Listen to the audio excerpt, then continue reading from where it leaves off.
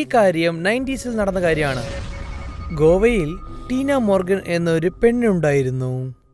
ടീന കാണാൻ തന്നെ വളരെ ഭംഗിയായിട്ടുണ്ടായിരുന്നു. ടീനയുടെ അച്ഛനമ്മ എപ്പോഴും മരിച്ചുപോയി. പിന്നെ അവൾ ആന്റി മാരിന്റെ കൂടിയായിരുന്നു താമസിക്കുന്നത്. ടീനയ്ക്ക് ഡാൻസർ ആണെന്നാണ് ആഗ്രഹം. ഒരു ദിവസം അവൾ ഡാൻസ് പ്രാക്ടീസ് ചെയ്തുകൊണ്ടിരിക്കുമ്പോൾ അപ്പോൾ അവളുടെ ആന്റി അകത്തേക്ക് വന്നിരുന്നു. ടീന, നീ വളരെ കഴിവുള്ളവളാണല്ലോ. നീ തീർച്ചയായും ഡാൻസ് പഠിക്കണം. ആന്റി, ഞാനത് പിന്നെ പഠിക്കണമെന്ന് ആഗ്രഹിക്കുന്നുണ്ട്. സിറ്റിയുടെ വെളിയിൽ ഒരു ലേഡിയുണ്ട്, മിസ്സസ് റോസ്. ഞാൻ അവരോട് ചെന്ന് ഡാൻസ് പഠിക്കണം. അവർ വളരെ ഫേമസ് ആണ്. പക്ഷെ ഞാൻ നിങ്ങളെ തനിച്ചാക്കിട്ട് പോകാൻ പറ്റില്ല. ടീന, അങ്ങനെയൊന്നും ചെയ്യല്ലേ. എനിക്ക് വേണ്ടി നീ നിന്റെ സ്വപ്നം നശിപ്പിക്കണ്ട. സിറ്റിക്ക് വെളിയിൽ എന്റെ ഒരു കസിൻ താമസിക്കുന്നു, സാറ. നീ അവരുടെ വീട്ടിൽ തങ്ങി ഡാൻസ് പഠിച്ചോ? Okay aunty. ഡാൻസ് പഠിക്കാൻ വേണ്ടി ടീന അവളുടെ ഡ്രസ്സൊക്കെ പാക്ക് ചെയ്ത് വെച്ചിട്ടുണ്ട്. അതിനുശേഷം അവൾ ഉറങ്ങുകയായിരുന്നു. അവളുടെ സ്വപ്നം വളരെ മോശമായിട്ടുണ്ടായിരുന്നു. ടീന ഒരു വിചിത്രമായ മുറിയിലായിരുന്നു ഉണ്ടായിരുന്നത്. അവളെ ചുറ്റി തന്നെ എല്ലാം അഴുക്കായിട്ടുണ്ടായിരുന്നു. അവിടെ കറുപ്പ് നിറത്തിൽ മാർക്കുണ്ടായിരുന്നു. ചുമരിലൊക്കെ ചോരയുടെ അടയാളമുണ്ടായിരുന്നു. ഇത് ഏത് സ്ഥലമായിരിക്കും? ആരാ അവിടെ? പെട്ടെന്ന് അവളുടെ തലേന്റെ മുകളിൽ നിന്ന് ചോരത്തുള്ളി കൊട്ടി വീഴുകയായിരുന്നു. അത് എന്താന്ന് അവൾ മുകളിൽ നോക്കിയപ്പോൾ അവിടെ ഒന്നുമില്ലായിരുന്നു. അവൾ താഴെ നോക്കിയപ്പോൾ അവളുടെ കാലിൽ മുഴുവനും ചോര നിറഞ്ഞിങ്ങനെ ഇരിക്കുകയായിരുന്നു. ആ മുറിയിൽ മുഴുവനും ചോരയുടെ പുഴയായിരുന്നു ഉണ്ടായിരുന്നത്. ടീന ചോരയിൽ തന്നെ നടക്കുകയായിരുന്നു. എന്നെ ആരെങ്കിലും രക്ഷിക്കൂ. ചോര കൂടിക്കൊണ്ട് തന്നെ ഇരുന്നു. അവൾ പേടിച്ച് കതവിന്റെ അടുത്ത് ഓടി നോക്കി. ജനൽ തുറന്നു നോക്കിയപ്പോൾ അവൾ കണ്ടത് കാറ്റത്ത് ഒരു പെണ്ണ് പറക്കുകയായിരുന്നു. അവൾ ജനലിന് പുറത്തുനിന്ന് ഇവളെ തന്നെ നോക്കിക്കൊണ്ടിരിക്കുകയായിരുന്നു. അവളുടെ മുഖം വല്ലാതെ ഘോരമായിട്ടുണ്ടായിരുന്നു. പിന്നെ അവളുടെ മുഖം വായും ആരോ തച്ച് വെച്ചിട്ടുണ്ടായിരുന്നു. അവളുടെ കണ്ണിൽ കൃഷ്ണമണി തന്നെ കാണാൻ പറ്റില്ലായിരുന്നു. മുഴുവനും വെള്ളയായിട്ട് തന്നെ ഉണ്ടായിരുന്നു. പിന്നെ അവൾ ടീനിന്റെ അടുത്ത് നെരുങ്ങി വരികയായിരുന്നു. ടീന പേടിച്ചുകൊണ്ട് തന്നെ ബാക്കിലേക്ക് നടന്നു പോകുമ്പോൾ അവൾ അറിയാണ്ട് ചോരയിലെ തന്നെ വീണ് കളഞ്ഞു. അവൾ ഈ ചോര വെള്ളത്തിൽ വീണപ്പോൾ അവൾ വല്ലാതെ പേടിച്ചും പോയി. പിന്നെ ആ പെണ്ണ് അവളുടെ അടുത്ത് തന്നെ വന്ന് അവളുടെ കൈയെടുത്ത് പോയി. പിന്നെ അവൾ കൈയെടുത്ത് ടീനിനെ കഴുത്ത് നിൽക്കാൻ പോയപ്പോൾ ടീന പെട്ടെന്ന് തന്നെ കണ്ണു തുറന്നു. വേണ്ട, എന്നെ വിട്ടേക്ക്. ടീനയുടെ ശബ്ദം കേട്ടപ്പോൾ മേരി അകത്തേക്ക് ഓടി വന്ന് നോക്കി എന്ത് സംഭവിച്ചെന്ന്. എന്തു പറ്റി ടീന? എന്തെങ്കിലും ദുഷ്സ്വപ്നം കണ്ടോ? അതെ ആന്റി, വളരെ മോശമായ സ്വപ്നം കണ്ടു. ഇത്ര മോശമായ സ്വപ്നം ഇതിനു മുൻപേ കണ്ടിട്ടേ ഇല്ല. പേടിക്കണ്ട, അത് വെറും സ്വപ്നമാണ്. ഇന്ന് ഞാൻ നിന്നോടൊപ്പം ഇവിടെ തന്നെ കിടന്നോളാം. അടുത്ത ദിവസം ടീന നഗരത്തിന്ന് ദൂരത്തേക്കുള്ള സാരയുടെ വീട്ടിലേക്കാണ് അവൾ പോയത്. ടീന, വാ. മേരി എന്നോട് നേരത്തെ പറഞ്ഞിരുന്നു നീ ഇവിടെ വരുമെന്ന്. എന്റെ ഈ ചെറിയ വീട് നിനക്ക് ഇഷ്ടമാകുമെന്ന് തോന്നുന്നു. വാ, ഞാൻ നിനക്ക് നിന്റെ റൂം കാണിച്ചു തരാം. പിന്നെ മിസ്സസ് റോസിനോട് ഞാൻ മുൻപേ തന്നെ സംസാരിച്ചു കഴിഞ്ഞു. നാളെ അവർ തന്നെ നിനക്ക് ഡാൻസ് പഠിപ്പിക്കാനായി ഇവിടേക്ക് വരും. നേരാണോ aunty? Thank you aunty. Teena കതവ് തുറന്നു നോക്കിയപ്പോൾ അവൾ വല്ലാതെ ഞെട്ടിപ്പോയി. കാരണം അവൾ കണ്ടത് ആ മുറി വന്നിട്ട് അവൾ സ്വപ്നത്തിൽ കണ്ട അതേ മുറി പോലെ തന്നെ ഉണ്ടായിരുന്നു. അവൾ വല്ലാതെ പേടിച്ചും പോയി. പക്ഷേ ഇപ്പോൾ മുറിയെല്ലാം നന്നായിട്ടുണ്ട്. ടീനയ്ക്ക് ആ പ്രേതത്തിന്റെ ഓർമ്മ വന്നപ്പോൾ അവൾ വല്ലാതെ പേടിച്ചും പോയി. ഈ റൂം എങ്ങനെയുണ്ട് ടീന? നന്നായിട്ടുണ്ട് ആന്റി. ടീന ആ ആന്റിന്റെ അടുത്ത് ഈ കാര്യങ്ങളൊന്നും അവൾ പറയാതെ തന്നെ അവൾ ഇരുന്നു. രാത്രിയായപ്പോൾ അവൾക്ക് ആ മുറിയിൽ ഉറങ്ങാതെ തന്നെ ഇരുന്നു. അടുത്ത ദിവസം അവൾ ആലോചിച്ചുകൊണ്ടിരിക്കുമ്പോൾ തന്നെ ആരോ കതവ് തട്ടുന്ന ശബ്ദം അവൾ കേട്ടു. ഹലോ മിസ്സസ് റോസ്, ഞാൻ നിങ്ങളുടെ വളരെ വലിയ ഫാനാണ്. നിങ്ങളുടെ കയ്യിൽ നിന്നും ഡാൻസ് പഠിക്കുന്നത് എന്റെ സ്വപ്നമാണ്. മിസ്സസ് റോസ് അകത്തേക്ക് വന്നപ്പോൾ തന്നെ പെട്ടെന്ന് കതവ് താനെ മൂടിക്കളഞ്ഞു.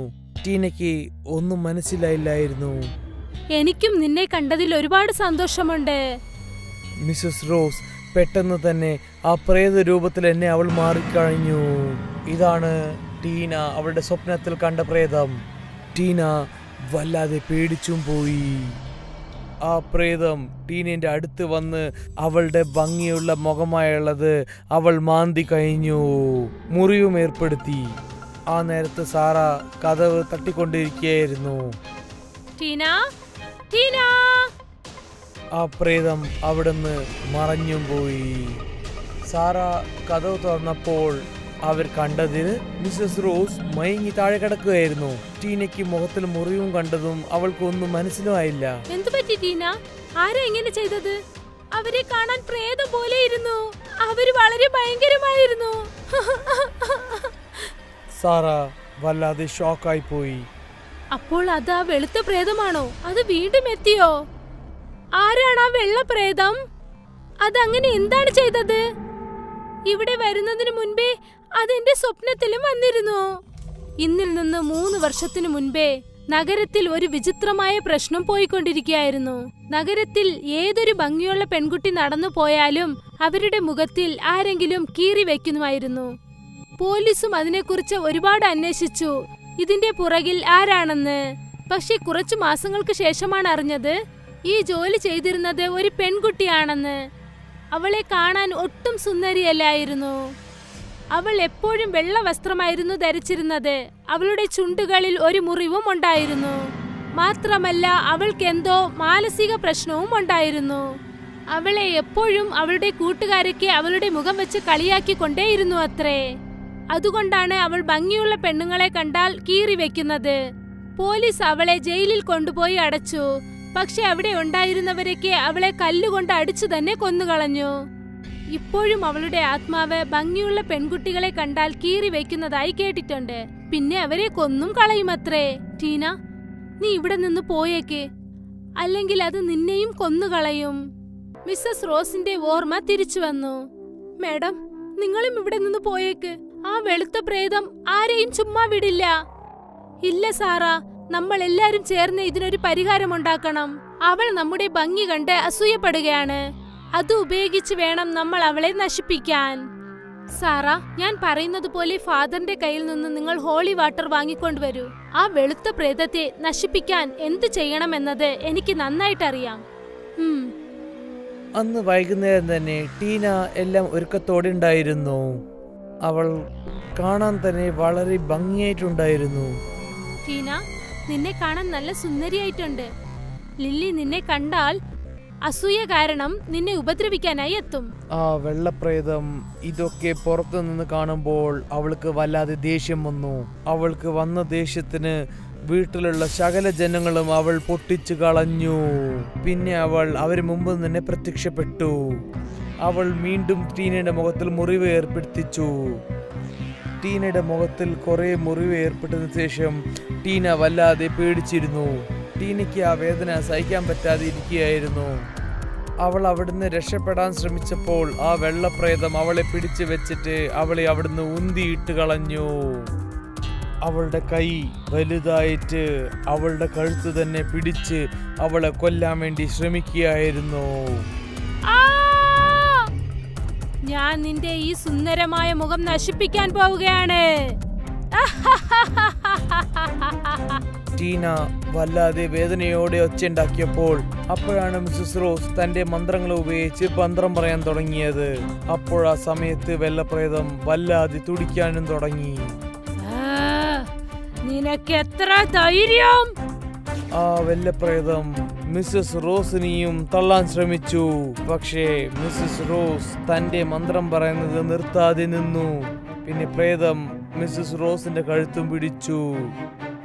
In the name of the Father and of the Son and Holy Spirit, I condemn you to hell. ആ പ്രേതം മിസ്സസ് റോസിന്റെ കഴുത്തും പിടിച്ച് നെരിച്ചു. ആ സമയത്ത് അവളുടെ മുഖം വല്ലാതെ ക്രൂരമായിട്ടുണ്ടായിരുന്നു. അപ്പോൾ പുറകെ തന്നെ സാരയും വന്നിട്ട് സാര ആ വെള്ളപ്രേതത്തിന്റെ മുഴുവനും ഹോളി വാട്ടർ തെളിച്ചു വിട്ടു. പിന്നെ അതിനുശേഷം ആ വെള്ളപ്രേതം തുടിക്കാനും തുടങ്ങി. അത് പിന്നെ മിസ്സസ് റോസിനെയും വിട്ടിട്ട് സാരേന്റെ അടുത്തേക്ക് പോയി. പക്ഷെ സാര ലോക്കറ്റ് എടുത്ത് ആ വെള്ളപ്രേതത്തിന്റെ കഴുത്തിലേക്ക് ഇട്ടുവെച്ചു. ആ വെള്ളപ്രേതം തുടി തുടിയായിട്ട് തുടിക്കാൻ തുടങ്ങി. പിന്നെ അപ്പൊ തന്നെ അവൾ ശാമ്പലായിട്ട് മാറി. പിന്നെ ആ വെള്ളപ്രേതത്തിന്റെ കഥയും കഴിഞ്ഞു. പിന്നെ അതിനുശേഷം ആ വെള്ളപ്രേതം ഏതൊരു പെണ്ണിനെയും ശല്യം ചെയ്തില്ല. പിന്നെ അവൾ വന്നിട്ടുമില്ല.